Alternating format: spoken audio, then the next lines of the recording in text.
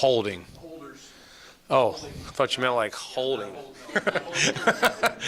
Holding. As far as like for the punters holding for the kickers, yeah.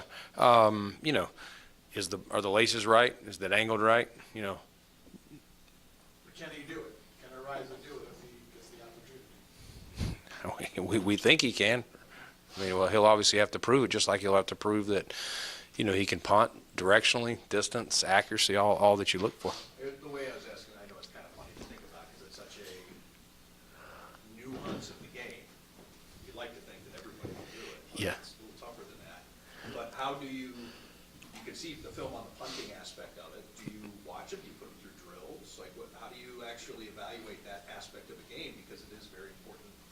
Yeah, I mean, that'll be a big part of it when he gets in here is working on, you know, jugs, having Reed snap a lot, and yeah, that'll definitely be something we want to, you know, every kicker that I've ever seen, they always want it a certain way. It's not the same. So some of them like the ball more up, some like it more angled. You know, Tyler could probably tell you way more than I know about all that, but it's always kind of, the kicker will kind of describe how he wants it.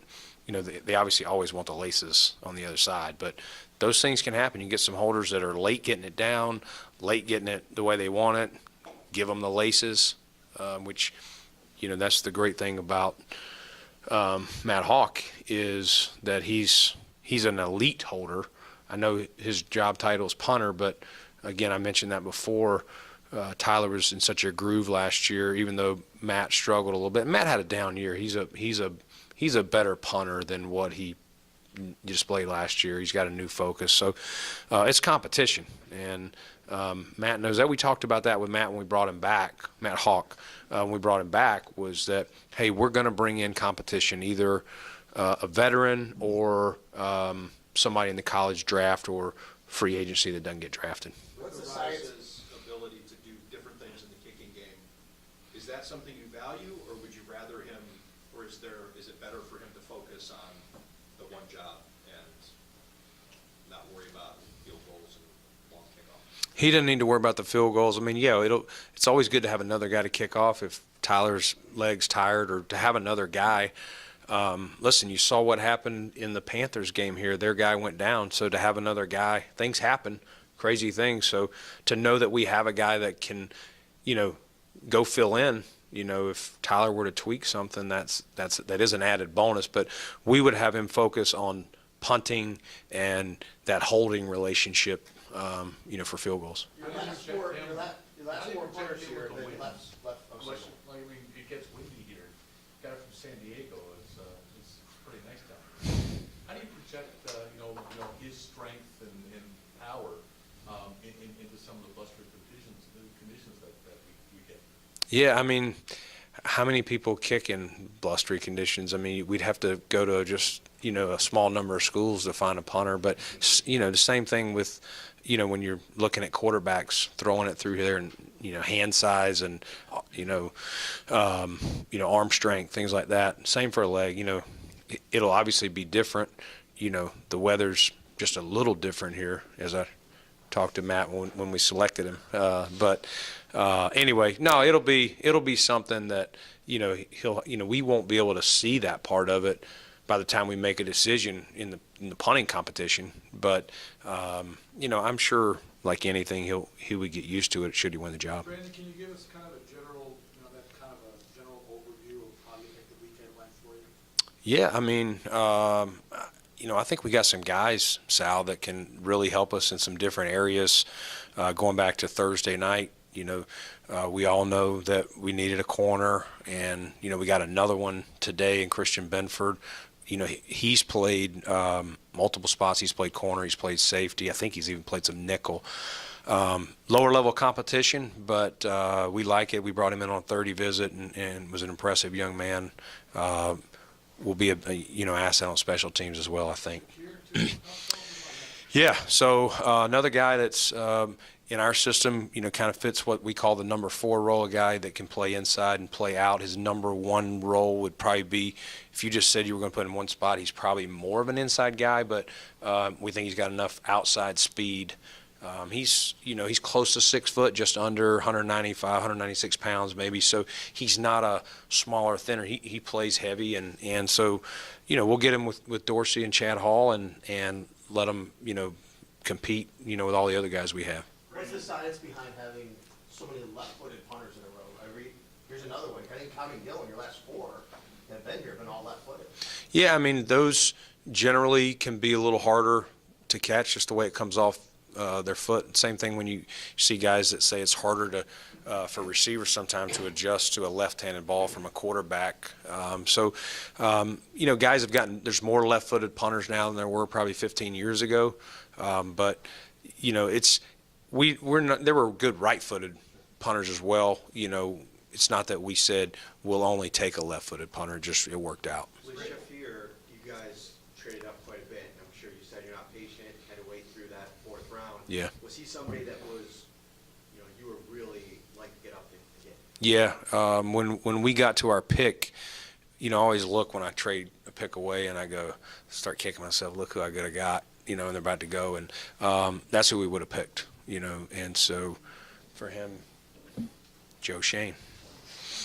I saw him on TV earlier, and so I was trying to call him over and over when he was on ESPN or one of those, so he probably knows him at the podium. Can you tell us about, you mentioned this on Friday or Thursday about, being able to take the guy that you need, and it's just drafting from a position of strength. What was that like for you all weekend to have that constant knowledge of, we are picking in a position of strength?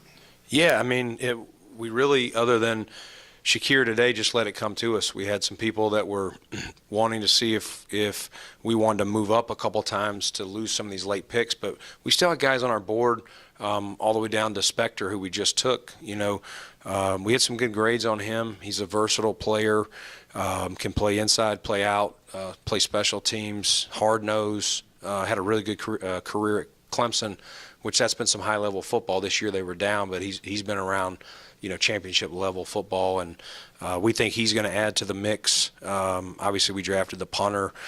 We kind of were able to let it come to us. And Luke Tenuta, the tackle, a lot of love for him, big kid.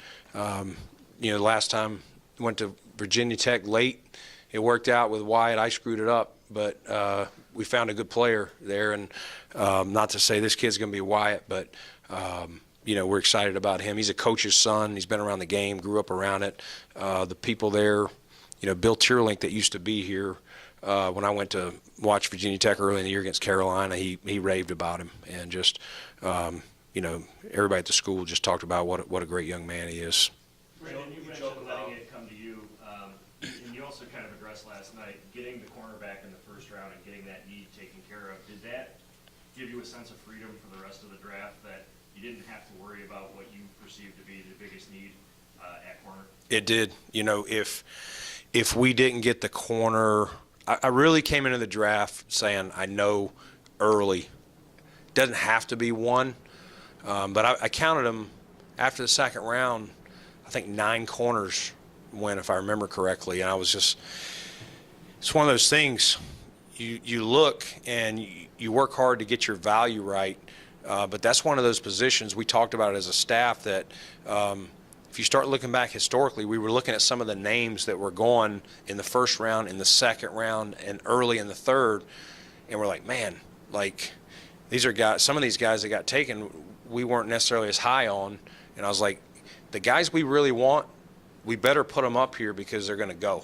And yesterday, when that started in the second round, you're like, look, we debated over this guy, and look, he already went. So I did sleep much better. I didn't sleep much, but I did feel a lot better after Thursday night, and felt like at this point we don't have to force anything. We got some good players on the board. There's going to be depth late, and that's why we stayed.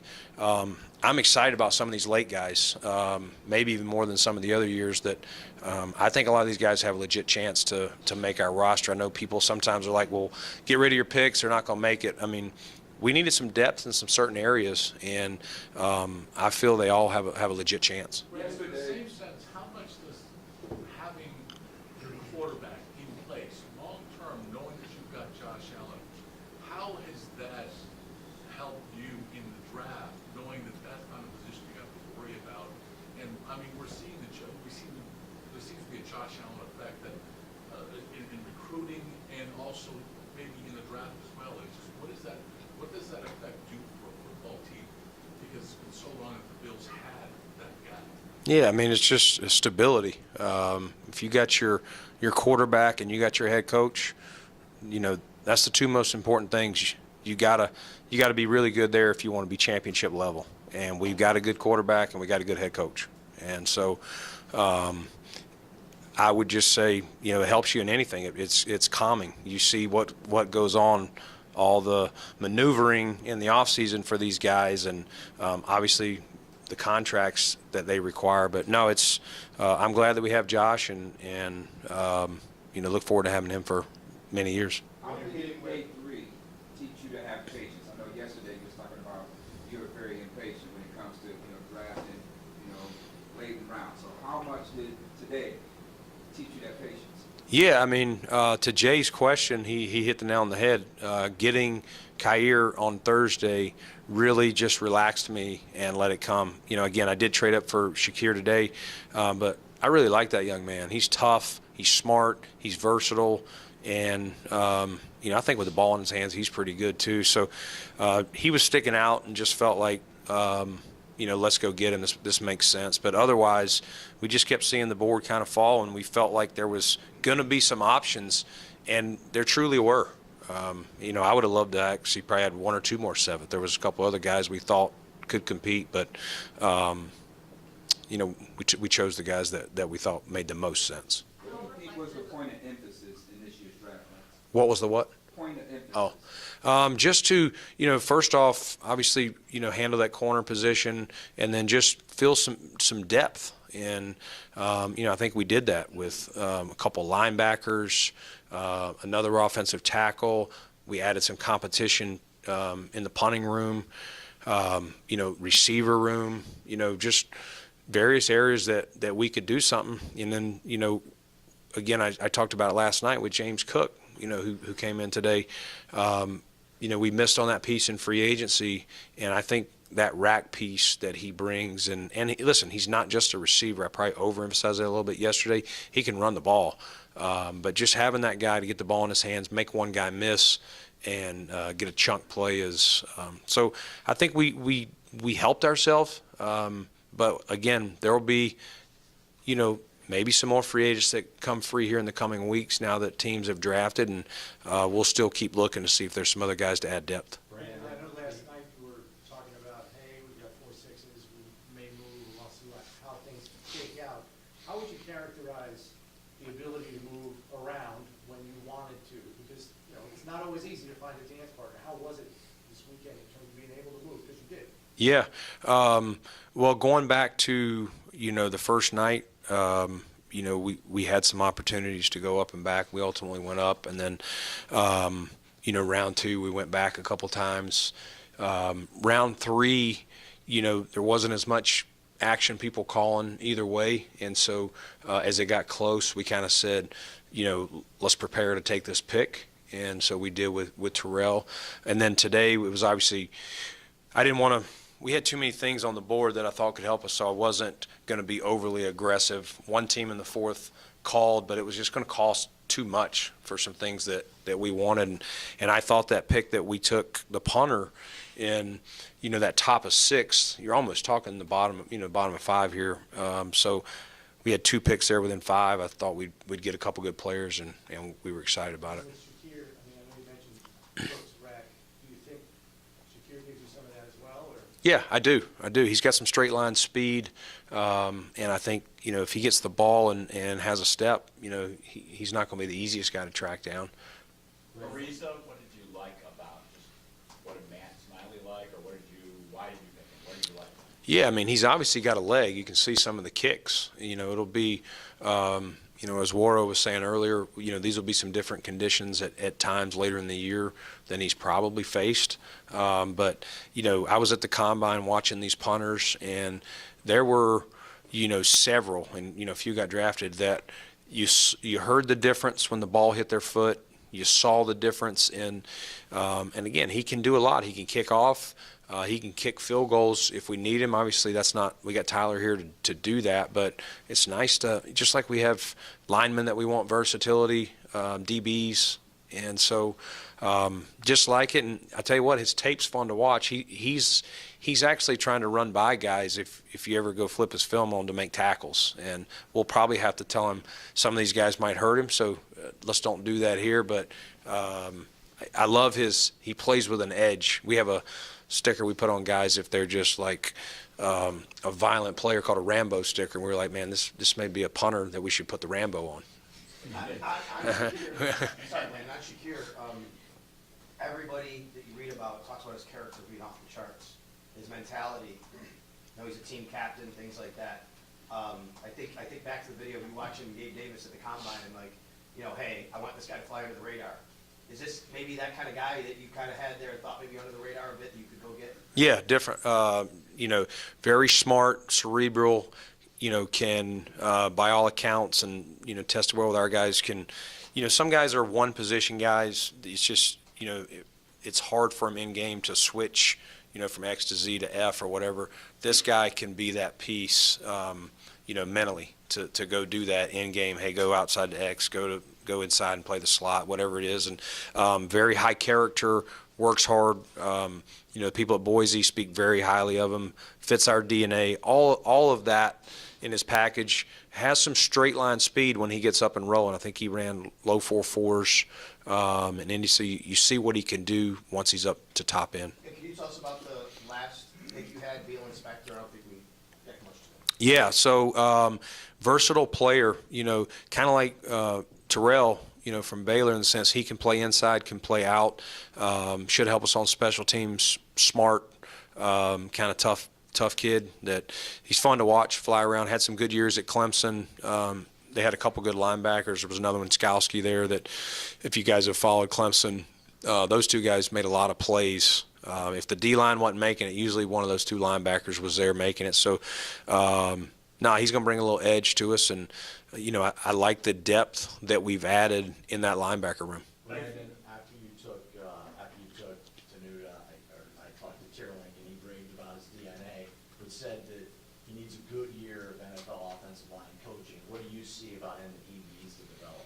Yeah, I mean, he's a bigger, taller guy, so, you know, similar to Tommy Doyle coming out of Miami of Ohio, just being able to bend and get up underneath people's pads. He plays tall, you know, so he'll have to, guys at this level can get underneath your pads quick, and they know how to do it. So the speed, you know, his foot quicks, he'll have to, you know, guys get around his edge quicker than probably he saw a lot at Virginia Tech. But I would say those things, just keeping his pad level down and, you know, improving his foot quicks. Brandon mentioned a little while ago why Tyler may have screwed that up. Mm-hmm. I mean, that was like a bigger one. He's gone on to be an All-Pro and all that. Yeah. How much do you learn, especially as a young GM and a staff and a coaching staff group, from those kind of situations? Yeah, you do. You have to learn. If you don't, you're going to repeat them. And it's just, you know, Wyatt was a young player, had played a little bit as a rookie, and then came back. We got a new O-line coach. It was going into Dable's second year with us, and you know, just didn't seem like things were meshing in there. They didn't feel at that time that he warranted to start, and just weren't sure what his role was going to be, and so, you know, I just felt like, you know what, I don't know if it's going to end up working here. While there's some value, let me, you know, go, you know, I think we drafted him in the 5th, and we got a 5th and a 6th back. I'm like, let me at least cash this in for something else if it doesn't look like it's going to work here. And looking back, I should have been more patient and should have let it play out a little longer. And again, that's on me. Benford's pretty big. Do you see him as a corner starting or a safety? Benford?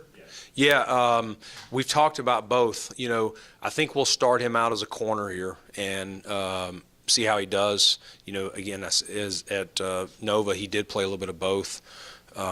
So we'll see. Well, you know, it's easier to move him back. You know, you see guys, you know, Micah back in his day was a corner also. So we'll start him at corner. If we think he's a better fit, he's got good ball skills, then we move him back to safety. Brandon, you talked pre-draft about how this is kind of a deeper class for day 3 with guys having that extra year. Just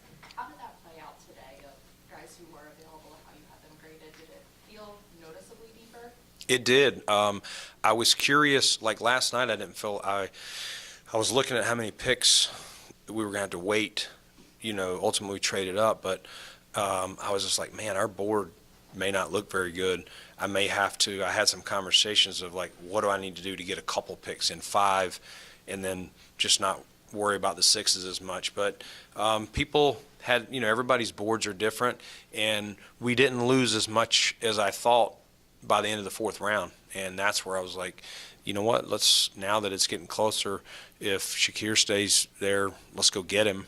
And we did. And then after that pick, I was like, all right, if we'll trade back, but we're not trading up anymore. We got some guys on this board that are going to be here, because at this point, people are trying to fill need. And you're kind of looking at their depth charts, who's in front of you going, all right, how many guys would take this tackle? Well, it looked like there was only like one team in front of us that might be a priority for them. You never know, but so that kind of almost predicts sometimes how you pick a late 6th versus 7th. How do you get both? You know what I mean? Which one do you? Sometimes you regret it. You're kind of guessing what people will do. Brandon, you said last week that you didn't feel very comfortable at a lot of positions. I know we're a long way away from training camp, but did this weekend make you feel more comfortable at your roster? Yeah, I feel better. I'm excited about the guys we got.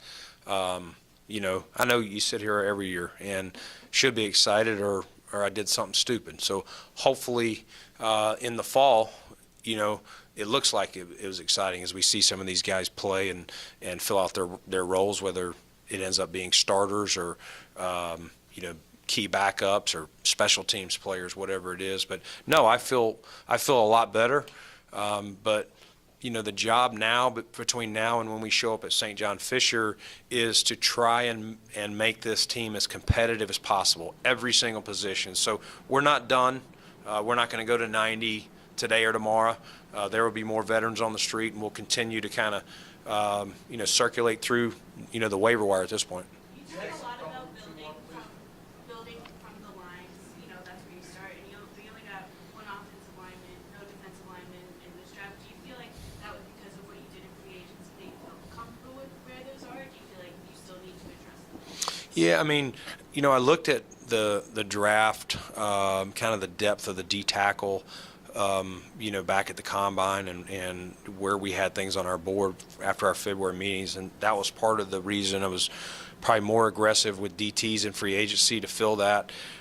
There were guys on our board that we think could have helped us at D-line, but it didn't necessarily fall that way, and same for O-line, especially interior. Kind of like I mentioned with corner a year ago, it just didn't seem when our pick was coming around that there was a guy that fit the value. So there were some guys we really liked, but sometimes they went, a couple away, and sometimes they weren't even near us. Is 6'8" the new requirement for offensive tackles on the Bills, or? My basketball team. Yeah. Same with tight end. You had some decent tight end prospects in before the draft, but it was another case where you signed O.J. Howard, so you weren't boxed into. Yeah, there were some guys. I think if we would have had, the 4th round, we would have had some questions of whether it was Shakir there or tight ends. We had some similar guys. I think Shakir was a little bit higher than what we had him, but there were some guys that it felt like the tight ends started coming off today that we had some interest in, but didn't try and force it, or reach. What's the 2022 sales pitch for the undrafted rookies when you get to those? Sometimes it'll be to what Elena just said. We didn't draft a player at your position, so come here. You have a good opportunity. It's harder if we drafted 2 linebackers. That's going to be a harder position for somebody to come here, at least the top guys. But an interior lineman, we didn't draft one. So those. So if you guys can put out on Twitter or whatever to help us out, that'd be great, Tim. Yeah, but yeah, that's really it. Just we're selling the opportunity, whatever it is. Obviously we feel we're a playoff contending team. Come here and be a part of what we're building. Do you think that's easier or harder than when you started the pitch? It's obviously different, but is it? I don't know.